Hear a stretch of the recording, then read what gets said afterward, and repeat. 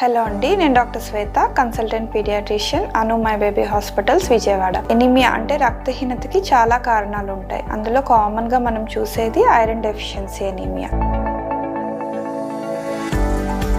ఈ iron deficiency anaemia నివారించడానికి తీసుకోవాల్సిన జాగ్రత్తలు చూద్దాము. ముఖ్యంగా 4వ నెలలో పిల్లలకి ఐరన్ సప్లిమెంట్ స్టార్ట్ చేయాలి. అలాగే 6వ నెలలో ఘనాహారం మొదలుపెట్టిన తర్వాత ఐరన్ పుష్కలంగా ఉండే ఆహారాన్ని అందించాలి.